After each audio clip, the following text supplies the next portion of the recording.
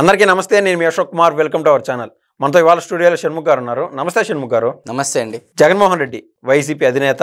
ఆయనకి ఎన్నో ప్యాలెస్లు ఉన్నాయి. అటు హైదరాబాద్లో చూస్తే లోటస్ పాండ్ ఉంది, ఇక్కడ తాడేపల్లిలో ప్యాలెస్ ఉంది, ఇంకో కొత్తగా ఒక ప్రయోగం చేసి వైజాగ్లో ప్యాలెస్ కట్టుకున్నాడు. అది ఏమైందో మనం అందరం చూసాం. కానీ ముఖ్యంగా ఆయన బెంగళూరులోని యలహంక ప్యాలెస్కి విజిట్ చేయడమే మనం చూస్తూనే ఉన్నామండి. ఏదైనా ఒక కార్యక్రమం పెట్టుకోవడం ఆంధ్ర రాష్ట్రంలో ఉన్న పళ్ళంగా అయిపోకముందే అక్కడికి వెళ్ళిపోతున్నాడు. అసలు దీంట్లో మర్మం ఏంది?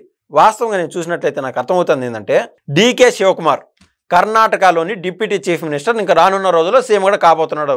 మనకైతే అర్థమైన విషయం. తర్వాత మళ్ళీ కానీ కాంగ్రెస్ కానీ అధికారంలోకి వస్తే, ఈ దశలో జగన్మోహన్ రెడ్డి బెంగళూరులో ఉండడం, బెంగళూరులో యలహంక ప్యాలెస్లో ఉండడం, ముఖ్యంగా అత్యంత సన్నిహితుడు ఎవరు? డీకే శివకుమార్ గారికి ఒక ముఖ్యమైన మంత్రి. డీకే శివకుమార్కి జగన్మోహన్ రెడ్డికి లాలూచీగా, అంటే మధ్యలో ట్రాన్స్ఫరింగ్ ఆఫ్ మ్యాటర్స్ అన్నట్లు ఒక ఆయన తిరుగుతూనే ఉన్నట్లు మనకు విశ్వసనీయంగా మనకు అర్థమవుతున్న సమాచారం. అసలు ఈ లోగడ ఏందండి?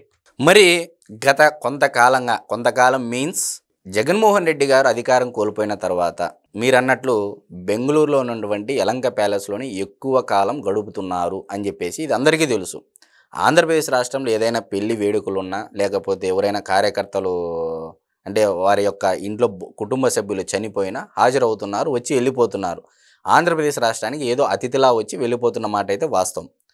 మరి హైదరాబాద్లో లోటస్ పాండ్ ఉంది, అమరావతిలో తాడేపల్లి ప్యాలెస్ ఉంది, మరి అదేవిధంగా బెంగళూరులో యలహంక ప్యాలెస్ ఉంది. ఈ అమరావతిలోనూ ఇటు హైదరాబాద్లోనూ లేకోకుండా ఎందుకు బెంగళూరులో ఉంటున్నారనేది ఇక్కడ కొంతమంది జనాల మధ్య జరుగుతున్నటువంటి ఒక విషయం, చర్చ జరుగుతుంది ఎక్కువగా. మరి గత కొంతకాలంగా మీరు చూసినట్టయితే జగన్మోహన్ రెడ్డి గారు అధికారం కోల్పోయిన తర్వాత రాజ్యసభ సభ్యులు మోపిదేవి వెంకటరమణ గారు, ఆర్ కృష్ణయ్య గారు, బీద మస్తానరావు గారు, జగన్మోహన్ రెడ్డి గారికి గుండెకాయలాంటి వ్యక్తి విజయసాయి రెడ్డి గారు కూడా రాజీనామా చేసి తిరుగుబాటు జెండా ఎగరవేశారు. మరి ఒకవేళ టార్గెట్ మోడీ గారు లేకపోతే కూటమి ప్రభుత్వము ఓన్లీ రాజ్యసభ సభ్యుల్ని టార్గెట్ చేసిందా అని అంటే కాదు అని చెప్పవచ్చు. మరి అదేవిధంగా ఎమ్మెల్సీలు నలుగురు, నిన్న కూడా మర్రి రాజశేఖర్ అనేటువంటి వ్యక్తి ఇంకా 4 ఏళ్ల సమయం ఉన్నప్పటికీ కూడా నీ పదవి వద్దు, నీ పార్టీ వద్దు, నేను టీడీపీలోకి చేరతానని చెప్పి ఓపెన్గా నన్ను చిలకలూరిపేటలో 3 సార్లు అవమానించారు. నాకు చెప్పి నియోజకవర్గానికి ఇవ్వలేదు, నాకు చెప్పి మంత్రి ఇవ్వలేదు, నాకు చెప్పి మళ్ళీ ఆమెకు టికెట్ ఇవ్వలేదు. కనీసం నన్ను పిలిచి ఈ విధంగా సమన్వయం నాతో చేసుకొని నన్ను నచ్చజొప్పో ఇంకోటో చేసి ఇచ్చిన బాగుండేది. నన్ను చాలా అవమానించారు. సుదీర్ఘకాలంగా నేను ఈ పార్టీలో పనిచేస్తున్నప్పుడే తగిన గౌరవం లభించలేదని చెప్పేసి ఆయన కూడా రిజైన్ చేయడం జరిగింది. అటు పార్టీకి కూడా రిజైన్ చేయడం జరిగింది. మరి ఇప్పుడు ఇలాంటి పరిస్థితుల్లో ఇటు ఎమ్మెల్సీలు 4 నుంచి 5 మంది రిజైన్ చేస్తున్నారు, అటు రాజ్యసభ సభ్యులు రిజైన్ చేస్తున్నారు. మిగతా వాళ్ళు పార్టీలో బొత్స సత్యనారాయణ గారు కూడా పవన్ కళ్యాణ్ గారిని హక్ చేసుకోవడం, ఆయన కూడా జనసేనలోకి వెళ్ళడానికి ఇప్పటి నుంచే పావులు కదుపుతున్నారు. కాబట్టి ఆయనకి శాసన మండలిలో ప్రతిపక్ష నేతగా ఇచ్చారు ఉండడానికి, మాట్లాడడానికి. లేకపోతే అది కూడా ఇచ్చేవాళ్ళు కాదు బొత్స సత్యనారాయణకి, ఏసం రెడ్డిగా ఇచ్చేవాళ్ళు అని చెప్పేసి కూడా కొంతకాలం చర్చ నడిచింది. ఇదంతా ఒకవేళ ఇవ్వకుండా ఉంటే ఈ టైంకి జనసేనలో జాయిన్ అయిపోయింది, డెఫినెట్గా అది జరిగి ఉండేది.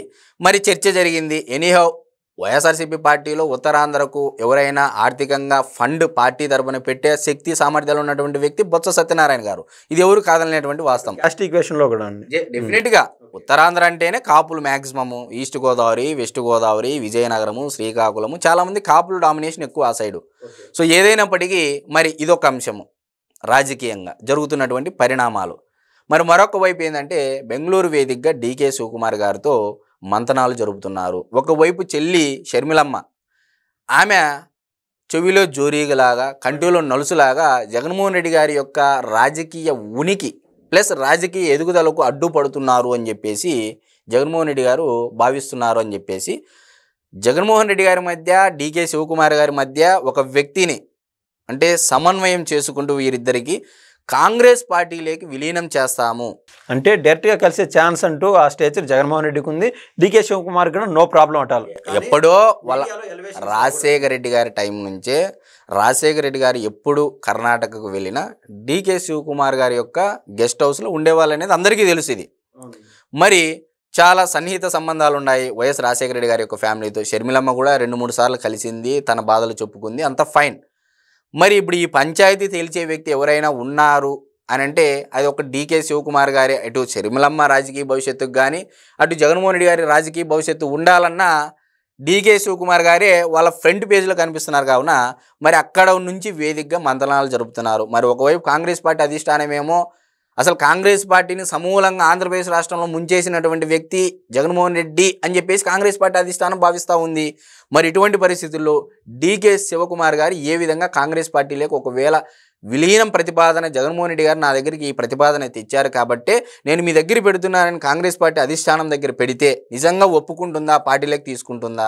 మరొక వైపు రాజశేఖర రెడ్డి గారి యొక్క వారసురాలు అని చెప్పి ఆల్రెడీ కాంగ్రెస్ పార్టీలో పీసీసీ చీఫ్గా ఉన్నటువంటి షర్మిలమ్మ మరి అడ్డుపడదా? ఇలాంటివి చాలా డిఫరెంట్ వేరియంట్స్లో మరి నిన్న కూడా దిశ అని ఒక పత్రికలో ఒక ఆర్టికల్ రాయడం జరిగింది.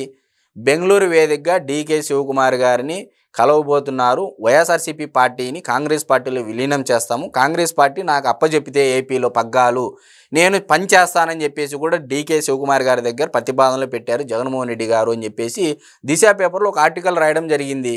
నేషనల్ పార్టీ అయినటువంటి కాంగ్రెస్ అధినేతలు రాహుల్ గాంధీ కావచ్చు, సోనియా గాంధీ కావచ్చు, వాళ్ళకి చెప్తున్న ఒకే మాట, వాళ్ళు జగన్మోహన్ రెడ్డి పైన కక్షి కట్టిన మాట, కత్తి కట్టిన మాట వాస్తవమే.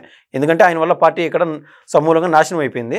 కానీ ఆయన చెప్తుంది ఏంటంటే, అమ్మ మనం ఎక్కడైతే పోగొట్టుకున్నామో అక్కడనే వెతుక్కోవాలి అని చెప్పి ఈ అటువంటి కాంగ్రెస్ పెద్దలకు డీకే శివకుమార్ గారు ఇటు సైడ్ లాబింగ్ కూడా చేస్తున్నట్టు మనకైతే అర్థమవుతుంది. అదేవిధంగా షర్మిలాని, జగన్మోహన్ రెడ్డి గారిని ఇద్దరిని కాంగ్రెస్లో ఉండి గతంలో 2004, 2009లో ఏ విధంగా కాంగ్రెస్ వైభవంగా ఉండిందో ఇక్కడ, ఆ విధంగా కాంగ్రెస్ తయారు చేసే విధంగా డీకే శివకుమార్ గారు ప్రతిపాదనలు పెడుతున్నట్టు మనకైతే అర్థమవుతుందండి. డెఫినెట్గా అండి, ఇక్కడ షర్మిలమ్మ గారి మధ్య అటు జగన్మోహన్ రెడ్డి గారి మధ్య అన్నా చెల్లెల మధ్య ఆస్తుల గొడవ అనేది జరుగుతూ ఉంది. తల్లి విజయమ్మ గారు సతమతం అవుతూ ఉన్నారు. ఇప్పుడు ఒకవైపు బీజేపీ సిద్ధాంతాలకు, జగన్మోహన్ రెడ్డి గారి యొక్క సిద్ధాంతాలకు, ఆ పార్టీ యొక్క సిద్ధాంతాలకు పొంతన కుదరదు. కాంగ్రెస్ పార్టీలో ఎప్పటి నుంచో కాంగ్రెస్ పార్టీ రెడ్లను ఆదరిస్తూ ఉంది. మీరు చూడండి, కాంగ్రెస్ పార్టీ పీసీసీ ప్రెసిడెంట్లుగా మ్యాక్సిమం అంతా రెడ్డీసే, ముఖ్యమంత్రి అభ్యర్థులు కూడా రెడ్డీసే ఉంటారు కాంగ్రెస్ పార్టీ నుంచి. మీరు బాగా చూడండి మొదటి నుంచి.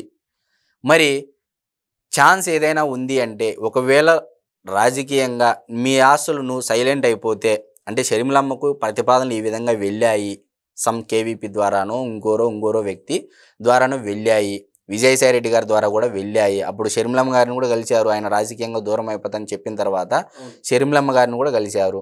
మరి ప్రతిపాదనలు అయితే వెళ్ళాయి. కాంగ్రెస్ పార్టీ నుంచి నువ్వు తప్పుకుంటే మేము కాంగ్రెస్ పార్టీలో విలీనం చేస్తాము పార్టీని అని చెప్పేసి ఏదో అంతర్గత సమాచారం వెళ్ళిందని చెప్పేసి ఒక పత్రికలో ఆర్టికల్ కూడా రాయడం జరిగింది. అంటే ఇంత వైరాగ్యం 10 ఏళ్ళ నుంచి 15 ఏళ్ళు ఎక్కువ టీడీపీ, జనసేన, బీజేపీ ఎట్టు పక్షులు విడిపోవు, అంటే ఎన్డీఏ కూటమి నుంచి టీడీపీ బయటికి రాదు, సో ఆప్షనల్ కాంగ్రెస్ అని జగన్మోహన్ రెడ్డి ఫిక్స్ అయినట్టు. ఇప్పుడు దేశ రాజకీయాలలో మోడీ గారికి అంటే ప్రత్యర్థిగా నిలవాలి అంటే ఈరోజు మమతా బెనర్జీ గారు గతంలో ఎగిరి పడ్డారు. ఈరోజు ఆమె ఎక్కడైనా కనపడతా ఉందా? సైలెంట్ అయిపోయారు.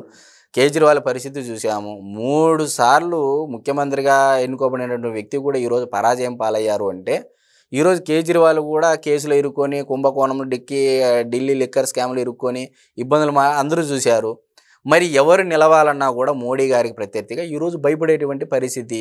మరి ఒకవైపు జగన్మోహన్ రెడ్డి గారికి కేసులు చుట్టూ బిగుస్తోంది. వివేకానంద రెడ్డి గారి కేసు ఒకటి, సిబిఐ ఈడీ కేసులు ఒకటి, మరి ఇప్పుడు గత 5 ఏళ్లలో చేసినటువంటి స్కాములు, మద్యం కుంభకోణము, ఢిల్లీ లిక్కర్ స్కామ్ అనేది 100 కోట్లే. అసలు ఆంధ్రప్రదేశ్లో ఉన్నటువంటి మద్యం కుంభకోణము కొన్ని వేల కోట్ల రూపాయలు అని చెప్పేసి చాలాసార్లు చాలామంది రాజకీయ నాయకులు మీడియా ముందు చెప్పారు.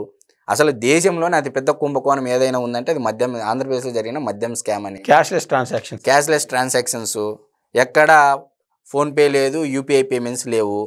మరి ఇలాంటి సమయంలో అని చెప్పి చెప్పడం జరిగింది. ఇవన్నీ కేసుల పరంపర. ఓవైపు కూటమి ప్రభుత్వం బలంగా, ఒకవైపు జనసేన బలపడతా ఉంది, మరొకవైపు తెలుగుదేశం పార్టీ వ్యూహాత్మకంగా అడుగులు వేస్తూ ఉంది. మరి జగన్మోహన్ పార్టీలో ఆర్థికంగా బలంగా ఉన్నటువంటి నాయకుల్ని వాళ్ళంతా ఇటు తెలుగుదేశంలోని ఇటు జనసేనలోకి చేరుతూ ఉన్నారు.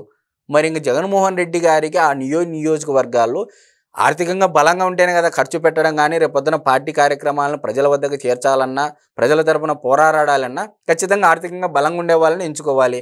మరి అటువంటి వాళ్ళను సైతము కూటమి ప్రభుత్వం లాగేస్తే పరిస్థితి ఏంది? అది నేను చెప్తా ఉండేది ఏంటంటే, కాంగ్రెస్ పార్టీలో విలీనం చేయడానికి ఒకవైపు విజయసాయి రెడ్డి గారు షర్మిలమ్మ గారిని నీకు రావాల్సిన ఆస్తులు జగన్మోహన్ రెడ్డి గారు ఇస్తామన్నారు, నువ్వు రాజకీయాల నుంచి తప్పుకోవాలి, పూర్తిగా ఎక్కడ ఆరోపణలు చేయకూడదు అనేది అప్పట్లో గతంలో కూడా మీడియాల్లో పత్రికలలో కూడా కథనాలు ప్రచురించారు. మరి అదేవిధంగా నిన్న కూడా దిశ పేపర్లో ఒక ఆర్టికల్ రాయడం జరిగింది. మరి అతి తొందరలో జగన్మోహన్ రెడ్డి గారు ఇంకా సస్టైన్ కావాలి అంటే రాజకీయాల్లో ఏదో ఒక జాతీయ పార్టీతో టైఅప్ ఉంటే తప్ప వారి యొక్క సహకారం లేకపోతే తప్ప జగన్మోహన్ రెడ్డి గారు రాష్ట్రంలో నిలదొక్కుకోవడము కష్టమని చెప్పేసి ఆయన భావించారేమో, అందుకే దిశా పేపర్లో ఆర్టికల్ రాశారేమో అని చెప్పేసి అయితే నేను చెప్తా ఉన్నాను. ధన్యవాదాలండి. నమస్తే.